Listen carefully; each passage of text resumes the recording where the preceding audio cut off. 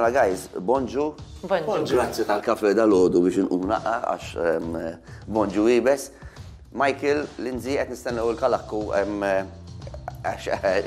On the way. Jirrapja jaf, naħseb il-punt għalli ta' forsi miex l-għet nċajta. Mela, Mike, jena ħanibda bik jen ma importax, għal-volja ladies first. Inti DJ, producer. Dak kien żmien li għal kanzunetta. Dak kien żmien. Dak kien żmien. Il-konċett ta' diska tal-kanzunetta, xem warajja u kif għazilt il-kalakku Lindsay, għax inti diski li sjajt ħafna. Bazzikament jena dejjem nħobb naħdem li tkun Michael featuring. U jkolli kantant miegħi jew kantanta u dejjem noħorġu tracks li huma tal-widna, l-istil dejjem jinbidel jekk tisma' diski jivarjaw ħafna skont x'ikun għaddej dak il-mument, għax kull sena nipprova noħroġ track differenti, kemm bħal meta għamilt ir-remix ta' Xemx li tajni għadik innaqa club vibe. U jina u Lindsay għandna storja twila, x'konna naħdmu ħafna flimkien fuq il-television. Oh, all right. Illa nafu xurxin. Konna naħdmu fl-istess uffiċċju, ġifieri fi żminijiet tat-television dik l-era, u dejjem ngħidu xi terba rridu nagħmlu diska. U kif rajta mużika, rajtu ċek fuq il-billboards u hekk. Dik għax-xhur U insomma, u ċempet il-Lindsay għetela dan il-ċans, issa, namlu diska. Għatli kif għanamlu, għetela għabdu dak l-istili huwa tipiku li kollok female singer.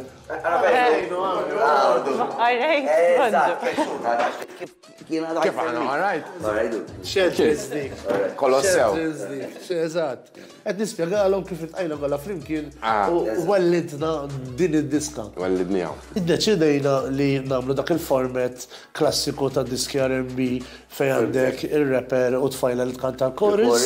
U koll ritnuża dawk is-sounds li huma bħal per eżempju Ġerusalema li għandek dak il-rhythm, dak il-loop li kważi kollu jibbildja fuq il-loop.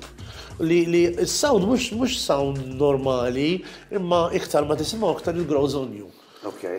Lindsay, ma l-ewwel għat li għandi bniedem perfetta għal-rapping, u għabditna ma' metti. Għaxi inti konta fil-kalakku, mux inti. Id-diska, naħseb jiena f'jumejn il-production bħala music il-lest li mhix ħaġa normali. Għax is-soltu siċċu wara. Dak l-iswer, f'jumejn it-track it just laid itself fake, boom. Intajna garax, dal-ġenju. Qabad il-mikrofon. Għax il-lirika. Jien l-awtur, imma funnily enough, ftit kien hemm ta' writing. Għax l-ewwel session li kellna biex nitkellmu Majka għalli għandi f'moħħi nagħmlu hekk. Tlaqna spiritu pronto għamlu diskas front. Kalakku nibda bik. Artist illi forsi jispirak, mhux idolu, mhux għat li jispirak, jew minn fejn ġib l-ispirazzjoni tiegħek. Minn xi artisti, minn xi stil. Jien raħa diffiċli ħafna biex insemmi artist wieħed partikolari, għas sempliċi raġuni li nemmen li kull artist sabiex jikber u jimraħ fid-dritt tiegħu ma jista' qatt jiffoga fuq xi ħadd. Persuna waħda. Irid jkun nagħmel dak, nagħmel ieħor, nagħmel ieħor. U joħroġ l-istil tiegħu. Kif provajt nagħmel jiena kemm inni fil-mużika. Però naħseb illi kieku kelli ngħid meta bdejt way back min kont barranin nisma' u nara forsi Snoop, Biggie, Eminem ovvjament. Tkellmu old school Old school il-classics. Umbat ovvjament tipprova int toħroġ l-istil tiegħek. Kemm f'kidba, jien minn dejjem il-tir tiegħi kien wieħed li jien bdejt nirrap jisu meta kelli bdejt niktab meta kelli 13, bdejt nirrap meta kelli 16. Dak iż-żmien hawn Malta r-rap kienu mhux daqshekk radio friendly daqs kemm għallhom il-ġurnata. Allora meta bdejt dak iż-żmien it-tir tiegħi kien wieħed li bir-rap nagħti leħen minn m'għandux vuċi. Fil-għad naħseb il-rap music kważi dejjem lan tagħha kien li tagħti vuċi l-leħen li m'għandux vuċi. Ħafna drabi. Għax anke jekk tmur old school, l-NWA, eċetera, kollha minn hemm. Issa l-problema qiegħda li hawn Malta way back għax kont rap jew kemm il-darba u ħamallu jew x'qed tagħmel jew dak mhux diski jew tagħti bidejk. Mhux it's not the case. Għas xej. Allora jien tipo dejjem dak it-tirġa moħħi li isma' ejja mmorru fuq il-messaġġ milli fuq il-mużika. U mhux għax il-mużika tkun ħażina, imma l-Malti mhux japprezzaħħa dak iż-żmien il-mużika. Għandu il-messaġġ, ħajapprezza l-messaġġ. U naħseb by time sar japprezza l-messaġġ u l-mużika wkoll ġifieri l-lum il-ġurnata. Oġobni men. Mike, inti? Jidher Bħala DJ. Jidher kont ispirat bħala DJ minn Fatboy Slim, għax kien jissempilja diski antiki u jagħmel sound vera oriġinali li fl-istess ħin xi tisimgħu tittisfen u meta daqqejt miegħu biex ngħidu daqqejt miegħu konna nibsin kważi l-istess. Hemm min qawwadkom. Hija insomma, il-Fatboy u l-Slim. Jiena l-istess, nisma' ħafna artisti lokali kif ukoll internazzjonali, però kieku kelli nażel xi ħadd naħseb Lady Gaga. Naraħa hekk versatili u tagħti importanza għall-fans ukoll, hekk toġobni ħafna, all-rounder. Taħseb li din il-collaboration mal-mużika ħatkun l-ewwel waħda jew iskom ġeljajtu iskom għajdu kif inhi. Li naħseb għalmenu aktar minn naf li bħal dak iż-żmien ma jidhirlix nisma' diski bil-Maltija. Qatt. Issa jista' jkun żgħar żbaljat, però fuq l-istilja minni naħseb hija oriġinali. Unika mhux għall-mużika, mużika mal-Malti. Illum il-ġurnata bħal dawk li ħadu sehem is-sena l-oħra li n-nies tisma' diska bil-Malti tajt waqgħu di diska bil-Malti ma nista' nisfina ġo klabb għax vera hija diska tajba u għaw bħalissa wkoll hekk. Imma is-sound li nexxinna noħolqu jinstammu vera mhux sfurzat li xi tisimgħu. Mhux biex nimlika u biex nilaqek. Jekk hemm xi ħaġa jaħdem fil-klabs inti għandek idea. Għandek mal-50 sena esperjenza ġoħel. Fil-fatt, meta kont żgħir dejjem kont inħares lejn kun ngħidla nikber nixtieq insir. Guys, thank you very much. Thank you. I leave the best for last. Grazzi għal kafe, ma kellix kafe, ġejt naqatajt.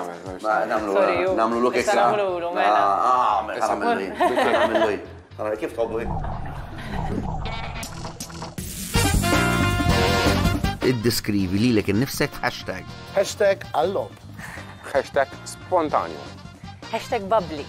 Unkmini fil-ħodu jew torqod tard? Norqod tard. Lebda. Norqod tard. X'inhu l-motto ta' ħajtek? Live life to the max, għallu. Ta' qalbek qatt żgur. Live and let live. U follow your dreams ukoll. Dawk trejġu. Xi ferħek? Jiena nkun kontent meta nkun qed indoqqu nara n-nies qed jisfru. L-atmosfera, ħbieb, familja kollox, naħseb tal-affarijiet, you know. Il-mużika in ġenerali laqda tal-familja, naħseb. Xi rrabbjak? Meta pereżempju jien naf tkun qed tistenna li ċerta nies juruk ċerta rispett u tkun tagħmel minn kollox għalihom u they let you down. Naħseb li naqbel ma' Michael, doppja faċċa, skaduti. L-istess, u nis li jikdbu wkoll. Kullur favorit? L-iswed. Iswed. Rosa. Wejjeċ favoriti tiegħek? Jiena ġeneralment nsaqsit fajla x'ħan ilbes illum u ħalli fidejja ma tantx neħeżilja. M'hemmx stil partikolari li jiġi li jidħol tlaqna. Xi libsa pulita hekk, naħseb.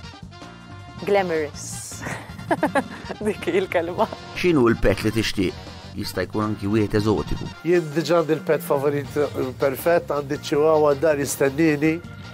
Ilu. Inna bil-Michael bċenka. Għagġabija għandna, u li għamma, klip barjax minn ħafna.